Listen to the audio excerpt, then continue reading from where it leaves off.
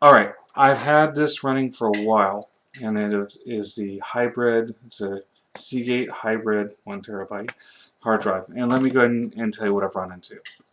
Okay, now on my laptop, I noticed that there has, as I pointed out in my last review, there has to be some awareness or upgrade of your controller. Because if it's not working off the bat, if you go look at my prior review, I'll point you to the Intel controller resolves that. Now, since I've been using it, I like it. I really do. Now, I have noticed that occasionally my laptop will not identify, and this happens. I think it's because it's going to get the black screen where it says no boot device available. Um, all I've done there is I pulled the power plug, pulled the battery, plugged it back in immediately, and it sees it and it boots up. No problems there. As for the speed of the unit and how it responds, there clearly is a difference. For stuff you use normally, it comes right up really snappy. My computer boots in about 2 minutes, I think. And prior to that, with my 7500 spin hard drive, it booted in about 5 minutes or so. And I've got a Core i7 with 8 gigs of RAM, so it's a pretty fierce machine on its own. Um, I think that these are a good answer. I like them. It's been really been behaving pretty robustly. A few glitches, but I actually think that is a hardware compatibility thing that is just because this is newer and my laptop is older. Um, but as for storage, as for snappiness, I've locked my laptop in its bag a couple times, and I forgot to switch off my mouse, so it fired back up and it overheated. Uh, Still seems to come up with really not too many issues. I did think I was running into a problem before, but it turns out it was Cisco VPN network, so that was a problem there.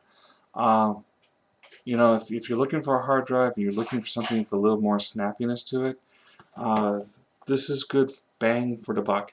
If you can go solid state, go solid state.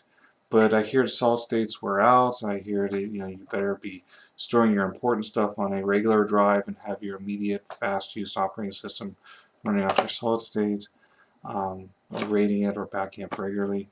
But all in all, I have to say that solid state hybrid drive seems to be a good deal to me, and I really like it. And if anything else comes up that is, like an unexpected failure or some problems like that, I'll certainly let you know. The first one I had, I sent back because I thought it was malfunctioning, and the second one I've got, and it seems to be working really robustly with no real issues, other than the 2 times or 3 times I had that boot up issue. Most of the regular tools that I do with it, the scan disk, the disk clean, all that, seem to work fine.